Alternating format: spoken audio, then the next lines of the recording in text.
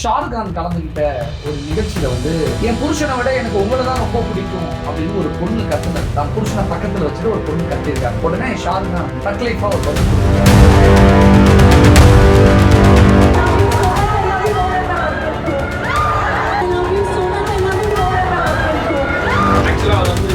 ஷாருக்கான பொறுத்த வரைக்கும் அவர் வந்து தெளிவான சில விஷயங்கள் வந்து ஃபாலோ எனர்ஜெட்டிக்கா ஸ்பான்டேனியஸா உடனே பதில் சொல்லக்கூடியவர். இப்போ நம்ம ஊர்ல விஜய்க்கு நம்ம முதலமைச்சர் சோசல் விஜய் இருக்காருல்ல, இவருக்கு பெண்கள் அதிகமா இருக்காங்கல்ல, அந்த மாதிரி அவருக்கும் பயங்கரமா இருக்கும். அப்படி ஒரு நிகழ்ச்சியில அவர் பேசும்போது நீங்க சொன்ன சம்பவம் நடந்தது. அவர் சொன்ன பதில் நீங்க வந்து பலருக்கு இங்க வந்து சொல்லக்கூடிய, அது குறிப்பா தமிழ்நாட்டுக்கு இருக்கிற முக்கியமா இருக்கிற நம்ம சோசல் விஜய்க்கு சொல்ல வேண்டிய பதிலாக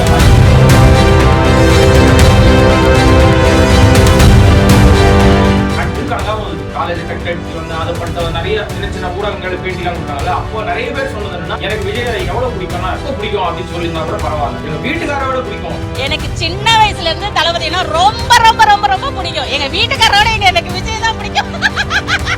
100% 90% விஜய் ரசிகைகள் அதை நார்மலைஸ் பண்ணாங்க. கிரஷ் கிரேஸா மாத்தினாங்களா? கிரேஸா மாத்தினாலும் பரவாயில்ல, அது என்னன்னா ஜஸ்ட் லைக் தட். உங்களுக்கு பிடிச்சதுன்னா ஒரு விஷயத்தை வாங்கி சாப்பிடுவீங்க, பிடிக்கலன்னா தூக்கி போட்டு போயிருங்க மாதிரி. இது பொருள் மாதிரி இல்ல, வாழ்க்கை ஒரு குடும்பம். அதே மாதிரி பேசின பெண்ணு, நான் வந்து அக்காவா இருக்கேன் தங்கச்சியா இருக்கேன் பொண்டாட்டியா கூட இருந்துட்டு போறேன், என்ன உங்களுக்கு என்ன பிரச்சனை அப்படின்னு அக்காவாகவும் தங்கச்சியாகவும் பொண்டாட்டியாகவும் எப்படி இருக்கு. ஒருவேளை ஷாருக்கான் இன்னைக்கு பேசுற மாதிரி ஒரு 4-5 மாசத்துக்கு முன்னாடி விஜய் பேசினாங்க இல்லமா, நீங்க பேசுற தப்புமா? நீ எப்படிமா ஒரு குப்பை கொடுக்குற பொண்ணுக்கே 10 புருஷனா இருக்கும் பொழுது 10 பேர் தேடி போகும்போது அவங்க வார்த்தை சொல்லக்கூடாதுமா, என் புருஷனோட எனக்கு விஜய் தான் பிடிக்கிற வார்த்தை சொல்லக்கூடாதுமா, தப்புமான்னு விஜய் கண்டிச்சிருந்தா இந்த 108 இடங்களுக்கு பதிலா 118 இடங்கள் மெஜாரிட்டி வந்து கண்டிப்பா முடியாத இடத்துல தான் அவருக்கு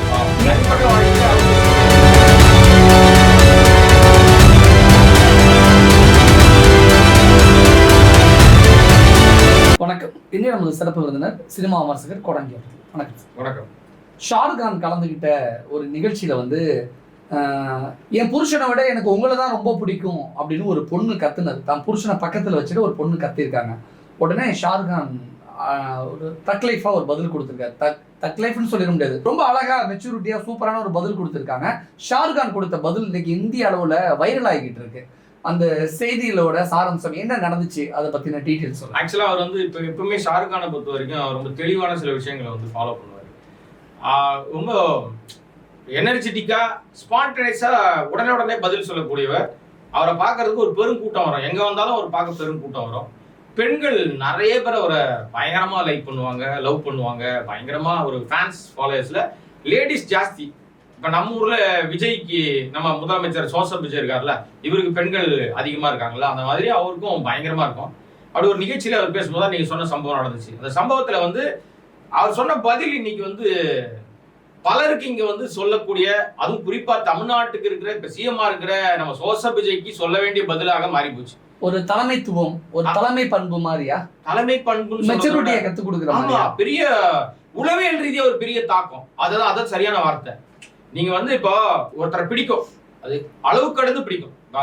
எப்படி பிடிக்கும்னா, இப்ப நம்ம ஊரை எடுத்துங்களேன், இப்ப ஷாருக்கான மறந்துருங்க. இப்ப நம்ம ஊர்ல தேர்தல் நேரத்துல விஜய் நிறைய இடங்களுக்கு போனார். சோசல் விஜய் நிறைய இடங்களுக்கு பிரச்சாரத்துக்கு ஒரு சில இடங்களுக்கு போனார். போகும்போதுலாம் பாத்தீங்கன்னா பெண்கள் கூட்டம் கட்டுக்கடங்காம வந்தது. காலேஜ் கட்டடிச்சு அதை பண்ணிட்டு நிறைய சின்ன சின்ன ஊடகங்கள் பேட்டிலாம் கொடுத்தாங்கல்ல, அப்போ நிறைய பேர் சொன்னது என்னன்னா, எனக்கு விஜய் எவ்வளவு பிடிக்கும்னா ரொம்ப பிடிக்கும் அப்படின்னு சொல்லியிருந்தா கூட பரவாயில்ல, எங்க வீட்டுக்காரோட பிடிக்கும், விஜய்னா எனக்கு உயிர், நான் தூங்கும்போது கூட விஜய் நினைச்சுக்கிட்டே தான் தூங்குவேன், நான் படுக்கும்போது எனக்கு அப்படிலாம் பேசினாங்க.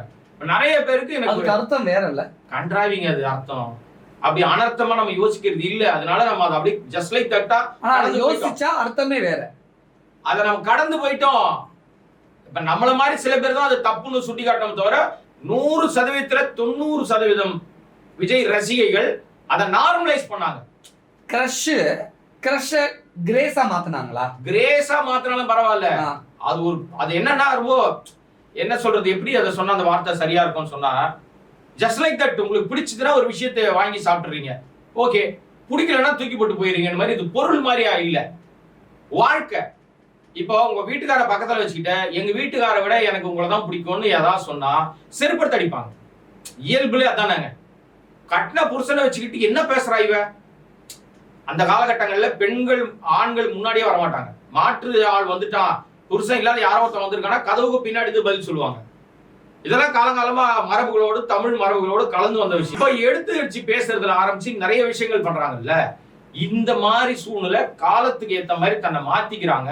ரெண்டாவது நார்மலைஸ் பண்றது, தகாத உறவை கூட நார்மலைஸ் பண்றது.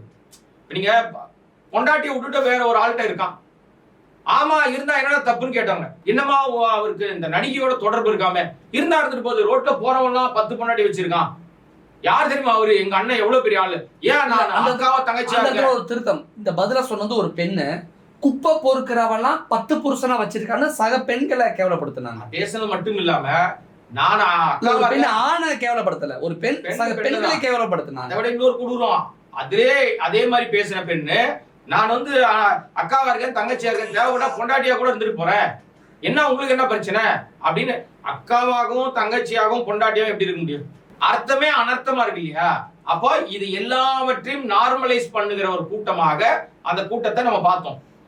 இதனாலதான் இந்த மாதிரி கேள்விகள் அதிக இடங்கள்ல வருது. இப்போ அன்னைக்கு சோசப் விஜய் இன்றைக்கு முதலமைச்சரா இருக்கிறவர் அப்படி நான் பொண்டாட்டியா இருப்பேன்னு சொல்லும் போது, எங்க வீட்டுக்காரை விட விஜயா தான் எனக்கு பிடிக்கும்னு ஒரு பொண்ணு பேசும்போது, இப்படி எல்லாம் நிறைய கருத்துக்கள் வரும்போது அது தவறு என்று எங்கேயும் அறிக்கை கூட வெளியிடல. அறிக்கை வெளியிட்டு இருக்கணும், அதுதான் ஒரு தலைமை பண்போட அடையாளம். வார்த்தையை சொல்லிருக்கணும், அப்படிலாம் பேசாதீங்கம்மா, நம்முடைய கல்ச்சருக்கு அது தவறு, அப்படி நீங்க பேசக்கூடாது. 1000 ஆனாலும் உங்க புருஷங்க, உங்க அப்பா அம்மா, உங்களுடைய அண்ணன் தம்பி, அவங்க தான் உங்களுக்கு வரப்போறவங்க. நான் நடிகன், என்னை பாருங்க, ரசிங்க, என் படத்தை பாருங்க, சந்தோஷமா இருங்க, அரசியலுக்கு வந்தா நான் நல்லது பண்றேன். இதுதான் பேசி இருக்கணும். இந்த கருத்தை தான் ஷாருக் கான் சொல்லியிருக்காரு. இன்னைக்கு பேசியிருக்காரு. அன்னைக்கு பேசுற என்ன பேசணுமோ அதை இன்னைக்கு ஷாருக் கான் பேசியிருக்காரு. ஷாருக் கான் தான் உண்மையிலேயே ஒரு நல்ல மனுஷனாக பார்க்கப்படுறாரு. ஏன்னா அவர் என்ன சொல்லியிருக்காருன்னா, உங்க வீட்டுக்கார பக்கத்துல வச்சுக்கிட்டு உங்க வீட்டுக்கார விட என்ன உங்களுக்கு பிடிக்கும், ஐ லவ் யூ நீங்க சொல்றீங்க, உங்க அன்பு எனக்கு புரியுது, நான் புரிஞ்சுக்கிறேன் உங்க அன்பை. ஆனால் அந்த அன்பை நீங்க என்கிட்ட நேரடியா காட்ட முடியாது. உங்க பக்கத்துல நான் இருக்க மாட்டேன், உங்களை நான் வந்து உங்க நல்லது கெட்டதுக்கு நான் வரமாட்டேன், உங்களுக்கு வீடு வாங்கி கொடுக்க மாட்டேன், உங்களுடைய குழந்தைகளை ஸ்கூலுக்கு கூட்டு வர மாட்டேன், உங்களுக்கு தேவை என்னவோ அதை நான் செய்ய மாட்டேன், உங்களுக்கு ஒரு பெயின்ஃபுல் நிகழ்ச்சி இருந்தா பக்கத்துல இருந்து பாத்துக்க மாட்டேன், நீங்க என் பக்கத்திலும் கிடையாது, என் பக்கத்துல நீங்க வரவும் முடியாது. ஆகவே என்னை நேசிப்பதாக சொல்லுகிற இந்த வார்த்தைய அப்படியே உங்க வீட்டுக்கார்ட்ட சொல்லுங்க. என்னையே இவ்வளவு நேசிக்கிறீங்க, லவ் பண்றீங்க, என்னை விட இதெல்லாம் செய்யற ஒரு வீட்டுக்காரர், வீடு வாங்கி கொடுக்குறாரு, உங்க குழந்தைகளை கூட்டு வராரு, உங்களுக்கு குழந்தை கொடுத்திருக்காரு, உங்களுக்கு எல்லா விஷயத்தையும் கொடுத்திருக்காரு, அன்பா பாத்துக்கிறாரு, அரவணைப்பா இருக்காரு, செலவுக்கு பணம் கொடுக்குறாரு, உங்களை எல்லா விதத்தையும் பாதுகாக்கிற அவரை என்னை விட அதிகமா நேசிக்கணும், இப்ப சொல்லுங்க ஐ லவ் யூ அப்படின்னு அந்த இடத்தையே அந்த பெண்ணை அவங்க வீட்டுக்காரருக்கு லவ் பண்ண சொல்லியிருக்காரு. இதுதாங்க ஒரு அழகான ஒரு விஷயத்தை. அதாவது என்னன்னா, அவருக்கு நேராக வீசப்பட்ட வெடிகுண்டை பிடிச்சி அன்பா திருப்பி போட்டார் அந்த அம்மா மேல. வெடிகுண்டு இல்லாம இதை அவர் எடுத்துக்கிட்டு இருந்தாருன்னா வெடிகுண்டு. விஜய் மாதிரி விமர்சிக்கப்பட்டிருப்பாரு.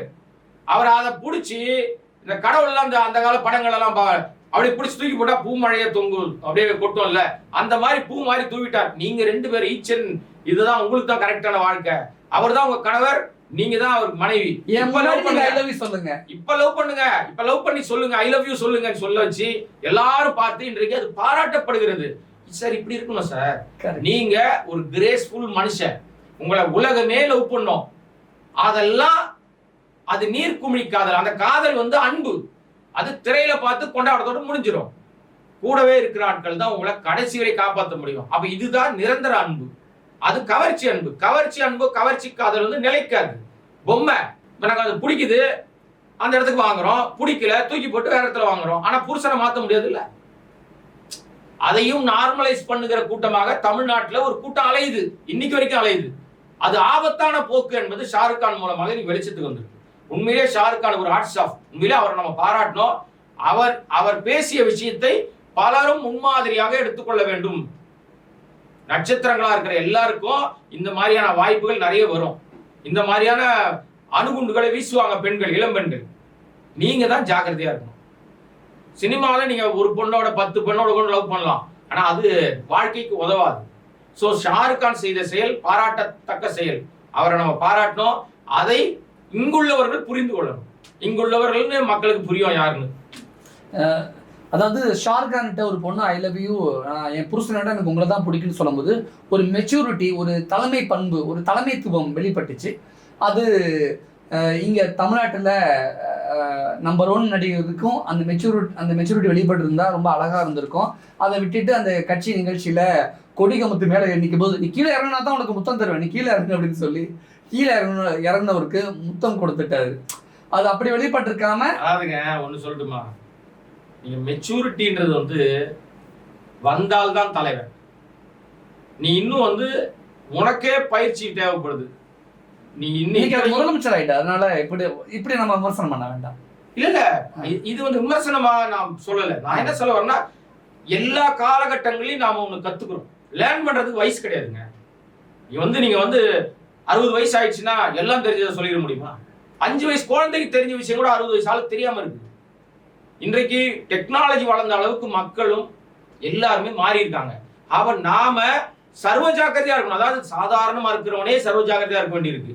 நீங்க நடிகரா மட்டும் இல்ல, இன்றைக்கு இந்த நாட்டினுடைய தமிழ்நாட்டினுடைய முதலமைச்சரா இருக்கீங்க. நான் சோசப் விஜய்க்கு தான் சொல்றேன், அவர் ரொம்ப கவனமாக இருக்க வேண்டிய காலகட்டம். வாய் திறக்காம இருக்கிறதுனாலே, மௌனமா இருந்ததுனாலே கள்ள மௌனம் வந்து ஆபத்துல தான் முடியும். தேவையான நேரத்துல பேசணும், தேவையில்லாத விஷயங்களே செய்யக்கூடாது.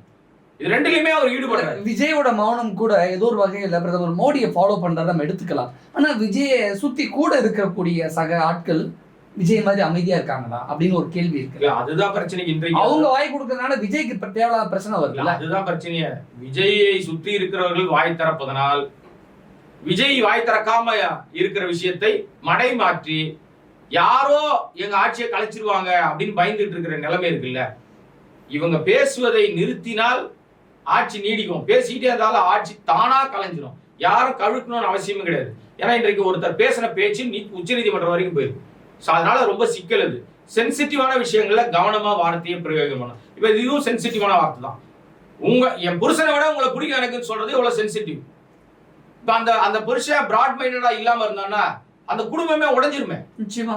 உனக்கு அப்ப சினிமாக்காரன் தான் பிடிக்குதா, உனக்கு எனக்கு ஒத்து வராது டைவர்ஸ் அப்படின்ட்டானா என்ன ஆகும்? குடும்பம் உடைஞ்சிரும்ல.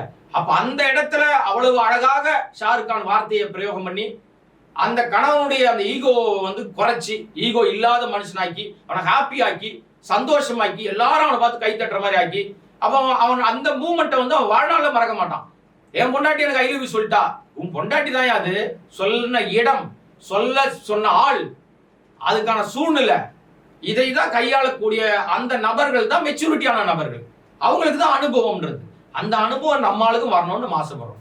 நம்மாளு அப்படின்னா சோசப் விஜய் முதலமைச்சர் நடிகர் அவர் தான்.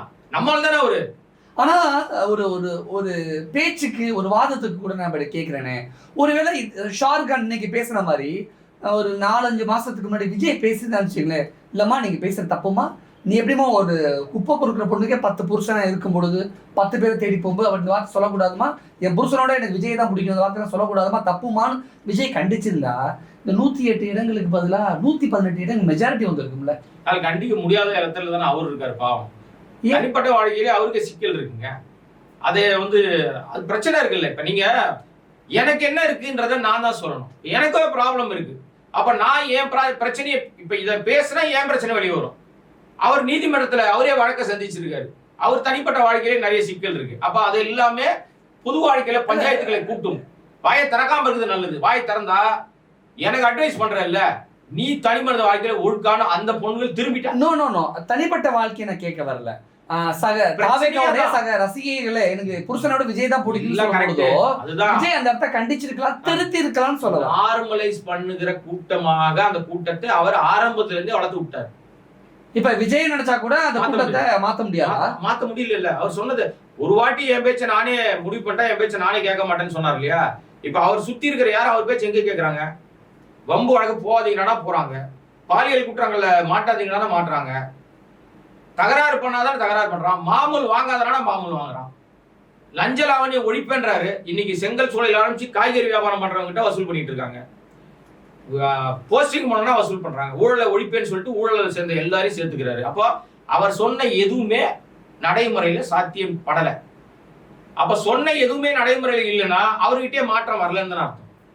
ஆனா ட்ரை பண்றாரு, அப்படி புரிஞ்சுக்கலாம். விஜய் நான் நம்பல. அவர் ட்ரைலாம் பண்ணவே இல்லைங்க. ட்ரைலாம் பண்ண மாட்டாருங்க. அவரை பத்தி தெரிஞ்ச எல்லாருக்கும் அவர் எதையும் முயற்சித்து பார்க்க மாட்டார். ஒரு வாட்டி ஃபிக்ஸ் பண்ணிட்டாருன்னா அவ்வளவுதான், அந்த ரூட்ல தான் போவாரு. அவர் ஃபிக்ஸ் பண்ண ரூட்டு சரியான ரூட்டுன்னு நினைக்கிறாரு. பட் ஆனா அதோட அந்த எண்டில் தான் தெரிய வரும். ஏன்னா இவர் வந்து எவ்வளவு தூரம் ஓட போறார் அப்படின்னு நமக்கு தெரியாது இல்ல. அது அனைத்தும் அர்லேக்கர் கவர்னர் கையில் இருக்கு, உச்சநீதிமன்ற கையில் இருக்கு, நம்முடைய பாரத்தை ஆண்டு கொண்டிருக்கிற ஒன்றிய அரசாங்கத்துக்கிட்ட இருக்கு. ஏன்னா இவர்கிட்ட மெஜாரிட்டி இல்ல, மைனாரிட்டி அரசாங்கம். எந்த நேரத்தில் வேணாலும் எது வேணாலும் நடக்கலாம். அப்படியே இப்படியே மெஜாரிட்டியே இல்லாம கூட 5 ஆண்டுகள் நிறைவு செய்யலாம். என்ன வேணா நடக்கலாம், நம்ம கையில கிடையாது. சோ ஒவ்வொரு நாளும் நித்திய கண்ட போர் நாய்ஸ் தான். காலைல ஏஞ்சி பார்க்கணும் வெளியே, எப்பா சைரன் வண்டிலாம் இருக்கா, செக்யூரிட்டி எல்லாம் இருக்காங்களா, அப்ப நம்ம முதலமைச்சர் தான் அப்படின்னு அவர் பார்த்துக்க வேண்டியதுதான். என்னென்னமோ சொல்றீங்க. ஆனா இந்த இடத்துல விஜய் விசஸ் ஷாருக்கான் அப்படின்னு ஒப்பிட்டு பார்க்கும் பொழுது ஷாருக்கான் எங்கேயே உயர்ந்துட்டாரு. இந்திய அளவுல ஷாருக்கான் கொடுத்த ஒரு அட்வைஸ், ஒரு அறிவுரை, ஒரு ஆலோசனை பெரிய அளவுல இன்னைக்கு பேசும் பொருளாக மாறி இருக்கு. ஷாருக்கான் இருக்கக்கூடிய அந்த மெச்சூரிட்டி ஒட்டுமொத்த சினிமா நடிகர்களுக்கும் உச்சபட்ச நடிகர்களுக்கும் தேவை, அவசியம், காலத்தின் கட்டாயம் அப்படிங்கிறத நம்மளால புரிஞ்சுக்க முடியுது. நிறைய விஷயங்கள் அதிரடியாக முன் வச்சிருக்கீங்க. ஷாருக்கான் விஜய் ஒப்பிட்டு வேற நிறைய பேசியிருக்கீங்க. நன்றி. வணக்கம்.